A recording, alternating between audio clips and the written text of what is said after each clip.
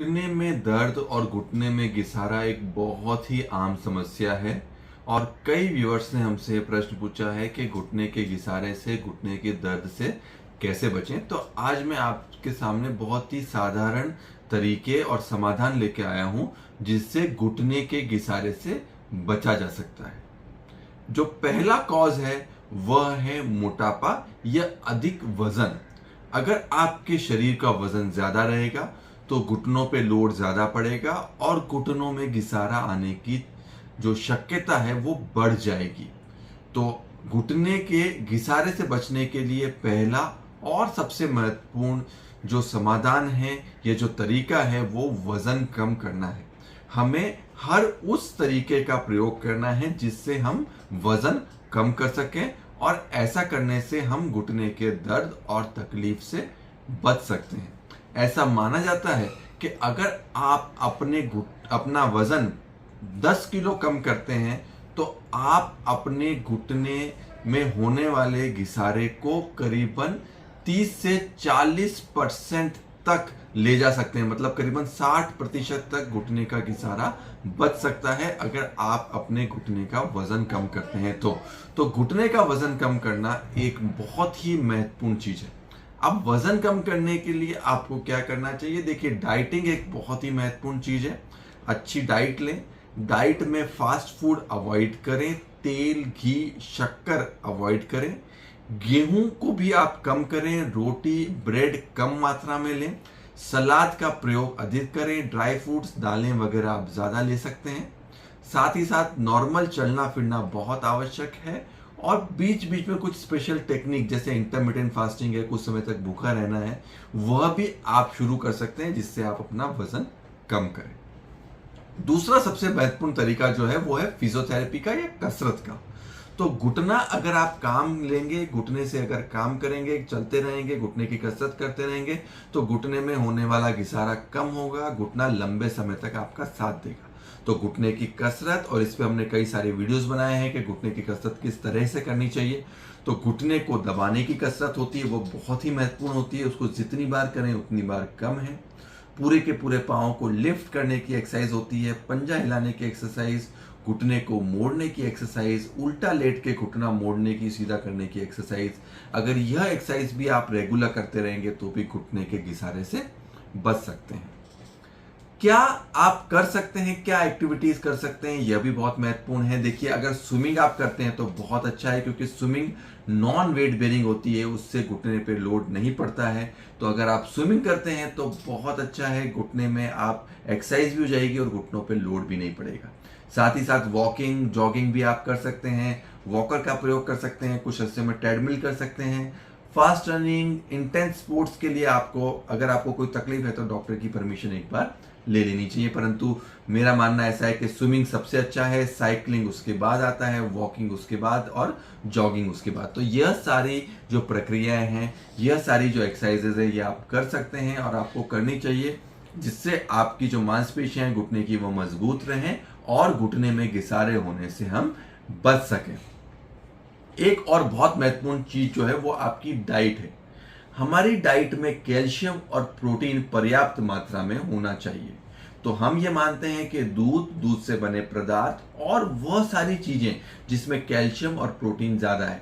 तो देखिए, आप क्या कर सकते हैं, ड्राई फ्रूट्स ले सकते हैं, दालों का प्रयोग अधिक करें, दूध और दूध से बने पदार्थ जैसे दही, छाछ, लस्सी और पनीर, इस तरह के आप सारे पदार्थ ले सकते हैं। जिन भी तत्वों में कैल्शियम और प्रोटीन पर्याप्त मात्रा में हो वह आप जरूर लें क्योंकि वह आपकी हड्डियों को और घुटनों को मजबूती देगा और घुटने में होने वाले घिसारे को रोकेगा। सूरज की धूप, जो सनलाइट होती है, वह बहुत फायदा करती है और अगर आप सनलाइट का एक्सपोजर नहीं ले रहे हैं तो आपके शरीर में विटामिन डी की कमी हो जाती है जिसके कारण से घुटनों में घिसारा बढ़ सकता है। तो धूप का सेक लेना भी एक बहुत अच्छी आदत है घुटने के घिसारे को रोकने के लिए। साथ ही साथ घुटने की जो मैं बताया आपको कि कसरत, वह भी आप करें। अगर आप मॉर्निंग में योगा करते हैं, धूप में थोड़ा बैठ के योगासन वगैरह कर सकते हैं तो वह आपके लिए काफी लाभदायक है।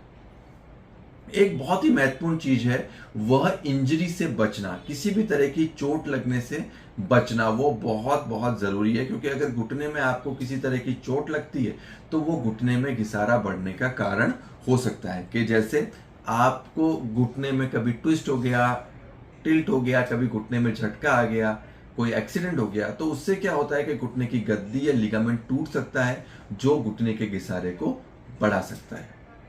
एक बहुत ही महत्वपूर्ण चीज है जो अधिकांश मरीज निग्लेक्ट करते हैं, वह है कि सही समय पे आर्थ्रोस्कोपी नहीं कराना।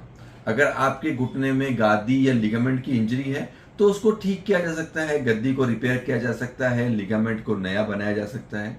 परंतु अगर सही समय पे यह नहीं किया गया तो घुटने में घिसारा होना बढ़ता है। तो अगर आपको लिगामेंट की इंजरी है या आपको गद्दी की इंजरी है तो एक एक्सपर्ट आर्थोस्कोपिक सर्जन को मिलके घुटने की गद्दी को रिपेयर करा लीजिए, लिगामेंट को रिपेयर करा लीजिए, तो घुटने की जो लाइफ है वो आप काफी बढ़ा सकते हैं। घुटने में होने वाले डैमेज को, घुटने में होने वाली प्रॉब्लम को आप काफी हद तक बचा सकते हैं। तो यह एक बहुत महत्वपूर्ण चीज है जो अधिकांश मरीज जो है वो इग्नोर करते हैं, उसका ध्यान नहीं रखते हैं। अब मैं आपको कुछ भ्रांतियों के बारे में बताऊंगा। कई सारी भ्रांतियां हैं, कई ऐसी दवाइयां हैं जो ली जाती हैं परंतु जिनका जो जॉइंट का घिसारा है उसको बचाने में कोई रोल नहीं।